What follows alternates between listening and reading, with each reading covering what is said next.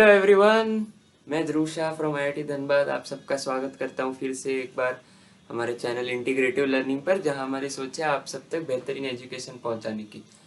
तो आज हम दूसरा चैप्टर शुरू कर रहे हैं। अब हमारी फाउंडेशन सीरीज का पॉलिनोमियल्स, पहला चैप्टर ऑलरेडी फिनिश हो चुका है, number systems and number theory. उसमें 8 वीडियोस हैं, आप देख सकते हैं। अब सेकंड चैप्टर शुरू करने का टाइम आ गया है, पॉलिनोमियल्स। तो आज थोड़ा सा इंट्रोडक्शन देखेंगे पॉलिनोमियल्स क्या होते हैं, और उसके बाद और थोड़ा सा डिटेल्ड जाएंगे हम इस चैप्टर के अंदर। तो अब मैंने यहाँ पर 4 एग्जाम्पल लिए। पहला एग्जाम्पल मैंने ऐसे लिखा है, एक इसको, हाँ, तो ये जो 4 चीजें हैं ना, इनको बोलते हैं एक्सप्रेशंस, ठीक है ना, मैथमेटिकल एक्सप्रेशंस। तो ये चारों एक्सप्रेशंस में से अब हमको आइडेंटिफाई करना हो कि कौन से पॉलिनोमियल हैं, तो कैसे करेंगे। तो किसी भी एक्सप्रेशन को पॉलिनोमियल होने के लिए उसमें हर एक टर्म में जो वेरिएबल है, तो वेरिएबल यहाँ पर x है, यहाँ पर x है, यहाँ पर y है, यहाँ पर a है, उस हर एक टर्म में उसकी डिग्री इंटीजर होनी चाहिए, वो रूट नहीं होनी चाहिए, फ्रैक्शन नहीं होनी चाहिए। तो देखते हैं। अब पहला वाला देखिए, x square plus 2x plus 3।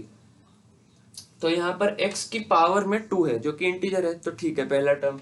दूसरा टर्म जो 2x है उसको 2x की पावर 1 लिख सकते हैं, 2 इंटू एक्स की पावर 1, 1 इंटीजर है तो ये भी टर्म सही है। 3 देखिए, 3 को मैं ऐसे लिख सकता हूँ, 3 इंटू 1, और 1 आपको पता है एक्स रेज टू 0 1 होता है अलजेब्रा में। तो इसको मैं अगर ऐसे लिखूं, x की पावर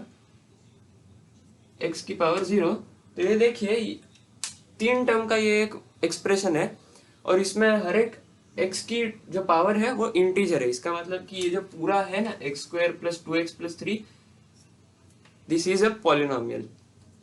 7x माइनस 9 देखते हैं। तो 7x पहली टर्म देखिए 7 है, इंटू एक्स की पावर 1 है, तो ये तो है टर्म सही है।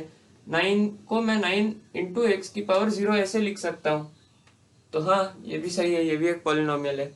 7 into Y cube plus 2 into Y square plus 8 into Y plus 9, पहला टर्म देखिए 7 इंटू वाई क्यूब। 3 एक इंटीजर है, पावर जो पहली टर्म है वाई की, यहाँ पर भी वाई स्क्वायर 8y 9 सब सही है, तो फिर ये भी एक पॉलिनोमियल है, और ये भी सिमिलरली एक पॉलिनोमियल है। तो पॉलिनोमियल क्या नहीं है, तो आप देखिए x की पावर 4/3 प्लस एक्स स्क्वायर, क्या ये पॉलिनोमियल है। तो यहाँ पर देखिए ये एक और ये दूसरी टर्म, पहली टर्म में ही x की पावर 4/3, अरे ये तो फ्रैक्शन है, इंटीजर नहीं है। ये इंटीजर है लेकिन ये नहीं है, इसका मतलब ये पूरा पॉलिनोमियल नहीं है। ओके, सिमिलरली x की पावर, हाँ ये रूट एक्स ले लीजिए, तो आपको पता है ना, रूट एक्स को अपन ऐसे भी लिख सकते हैं, x की पावर हाफ। तो हाफ तो इंटीजर नहीं है, डिग्री में है जो वो, तो इसीलिए ये भी एक पॉलिनोमियल नहीं है। तो आप ऐसे रिकॉग्नाइज करेंगे कि कोई पॉलिनोमियल है या नहीं। अब इसमें ऐसे भी होता है कि ये देखिए, अगर सपोज ये है X square Y square plus X की पावर 4 इंटू वाई की पावर 7 प्लस ए स्क्वायर, क्या ये एक पॉलिनोमियल है जहां पर एक्स वाई और ए सारे वेरिएबल है। तो हाँ ये भी पॉलिनोमियल है, क्योंकि हर एक टर्म में हर एक एक्स हो या फिर वाई हो या फिर ए हो, सबकी पावर आप देखिए इंटीजर्स आ रही है, तो हाँ ये भी एक पॉलिनोमियल है। ठीक है, पॉलिनोमियल इन 3 वेरिएबल्स। एक एग्जांपल ये लीजिए, h की पावर 4/5 इंटू एक्स की पावर 7/2 इंटू वाई क्यूब, क्या ये एक पॉलिनोमियल है? नहीं, क्योंकि h और x की पावर्स जो है वो इंटीजर्स नहीं है, भले ही y की इंटीजर है 3।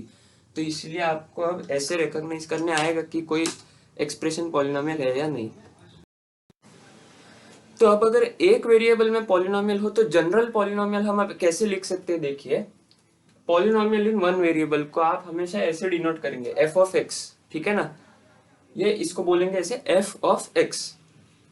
तो वेरिएबल x है, तो आप जनरल पॉलिनोमियल ऐसे लिख सकते हैं, a0 ये कोएफिशिएंट है x की पावर n वाली टर्म का, a0 x की power n plus a1 x की power n minus 1 plus a2 x की power n minus 2 plus a3 x की power n minus 3, so on, बीच में जो टर्म्स है वो लास्ट में टर्म हो जाएगी an माइनस 1 x की पावर 1 प्लस an x की पावर 0। तो ये जनरल पॉलिनोमियल लिख सकते हैं, ये a0 a1 a2 a3 an n minus 1 an कुछ भी हो सकते हैं, कुछ भी, कोई भी नंबर, रियल नंबर, ठीक है। तो अब कुछ टर्मिनोलॉजीज भी देखते हैं हम। अगर ऐसे एक पॉलिनोमियल इन वन वेरिएबल है तो उसकी कुछ टर्मिनोलॉजीज होती हैं। तो ये जो n है ना, n, ये सबसे बड़ा डिग्री है, देखिए मतलब ये सबसे बड़ा पावर है x का। यहाँ पर n-1 n-2 वो सब छोटे होंगे n से, तो ये जो नंबर n है ना वो इस पॉलिनोमियल की डिग्री है, डिग्री ऑफ पॉलिनोमियल, ठीक है ना। तो अब देखिए ये जो एग्जांपल्स लिखे हुए हैं, तो पहला एग्जांपल बोल रहा है x2 + 3x + 2, क्या ये पॉलिनोमियल है? हाँ ये पॉलिनोमियल है। इसकी डिग्री क्या है? तो ये सबसे ज्यादा सबसे बड़ी पावर x की 2 है यहाँ पर, तो इस पॉलिनोमियल की डिग्री हो जाएगी 2, ठीक है 2। क्या ये पॉलिनोमियल है? हाँ ये पॉलिनोमियल है। यहाँ पर सबसे बड़ी पावर कौन सी है? x की, x² या फिर x⁻1 में से x की पावर 2 है, इसलिए डिग्री इसकी 2। इसको देखिए, यहाँ पर देखिए इसका कोएफिशिएंट है 1, √2 पाई √3 और 1 लास्ट में कांस्टेंट टर्म। अरे कुछ भी रहने दीजिए चलेगा, ठीक है ना, कुछ भी रहने दीजिए कोएफिशिएंट्स, बस x की पावर्स इंटीजर्स होनी चाहिए, वो कंडीशन है पॉलिनोमियल होने के लिए। अच्छा तो ये एक पॉलिनोमियल है, हाँ तो है पॉलिनोमियल तो है। और सबसे बड़ी पावर कौन सी, सबसे बड़ी टर्म ऐसी कौन सी है जिसमें x की सबसे बड़ी पावर है?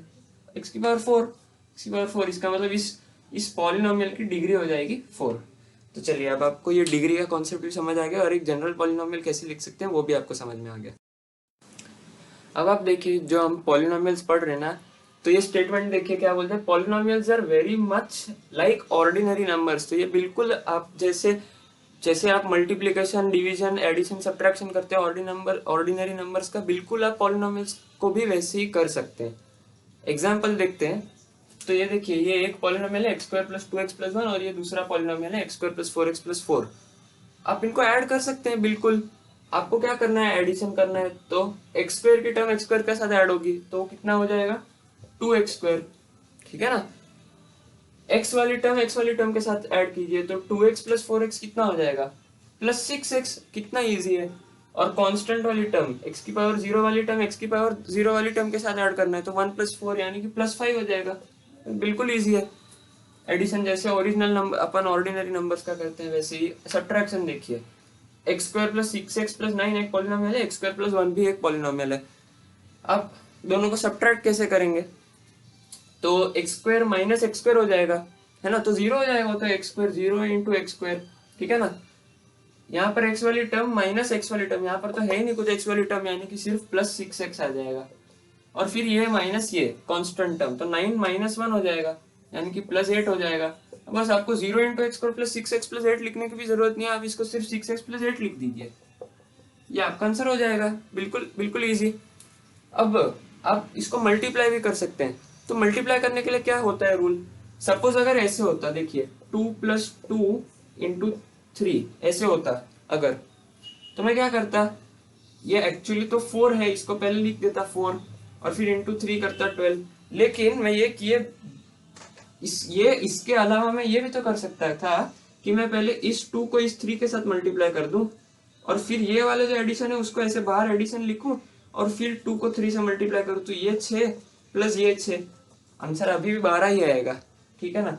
तो सेम चीज आपको पॉलिनोमियल में क्या करनी है कि ये जो छोटा वाला जो है ना ब्रैकेट, जो भी छोटा वाला रहेगा, आप क्या कीजिए, यहाँ पर पहली टर्म लीजिए उसको लिखिए y³, फिर इसमें ऐसे लिखिए मल्टीप्लाइड बाय y + 1, फिर ये प्लस है इसलिए यहाँ पर प्लस, फिर 2y लिखिए ये वाली टर्म, इसके साथ y + 1 मल्टीप्लाई कीजिए, बस ये हो गया। फिर ये वाला प्लस यहाँ पर लेके आया, ये वाला प्लस यहाँ पर लेके आए प्लस की तरह, क्या है लास्ट टर्म 1 और इसके साथ y + 1 मल्टीप्लाई कर देंगे, ठीक है। अब क्या करना है, इसको इंडिविजुअली हर एक को मल्टीप्लाई करना है, तो y³ × y + 1, तो आप देखिए y³ × y है ना, तो वो पावर ऐड हो जाती है, तो इसकी पावर 1 है इसकी पावर 3 है, तो y³ × y की पावर 3 + 1 यानी कि 4 हो जाएगा, ठीक है। फिर +1 × y³, तो आपको पता है सब एनीथिंग मल्टीप्लाइड बाय 1 सेम चीज रहता है, y³ आ जाएगा, प्लस 2y × y, यहाँ पर y की पावर 1 है, यहाँ पर y की पावर 1 है, मैंने अभी बताया मल्टीप्लिकेशन में वेरिएबल की पावर ऐड हो जाएगी, तो y की पावर 1 × y की पावर 1 यानी कि y की पावर 2 हो जाएगी, 2y² है ना, प्लस 1 × 2y 2y और 1 × y + 1, तो y + 1 ही आ जाएगा। अब आपको क्या करना है, आप देखिए y की पावर 4 की एक ही टर्म है, इसको लिखा, y³ की एक ही टर्म है, बस इसको लिखा, y² की एक ही टर्म है, y की पावर 1 की दो टर्म है, 2y और y की और सिर्फ y, उसको आप ऐसे लिखिए ऐड करके, है ना। जैसे यहाँ पर ऐड किया हमने, जैसे लीनियर और लीनियर को ऐड किया, क्वाड्रेटिक क्वाड्रेटिक को ऐड किया तो वो 2x पर बना, वैसे ही यहाँ पर 3y+1 हो जाएगा। तो ये आप इसका मल्टीप्लीकेशन भी लिख सकते हैं ऐसे, और आप डिवीजन भी कर सकते हैं। तो डिवीजन को हम और डिटेल में देखेंगे अगली वीडियो में। तो आपको I hope basic idea clear हो गया कि पॉलिनोमियल्स क्या कैसे करेंगे हम, और इसकी ज़रूरत क्यों होती है वो भी अब हम देखेंगे अगली वीडियोस में। तो अगर आपको ये वीडियो में इंट्रोडक्शन अगर आपको अच्छा लगा हो और थोड़ा सा हेल्पफुल लगा हो तो प्लीज़ लाइक कीजिए, शेयर कीजिए, सब्सक्राइब कीजिए और नोटिफिकेशन बेल दबा दीजिए, ताकि आपको इस प्लेलिस्ट की पॉलिनोमियल्स के चैप्टर के आगे की वीडियोस का नोटिफिकेशन मिल जाए। Thank you.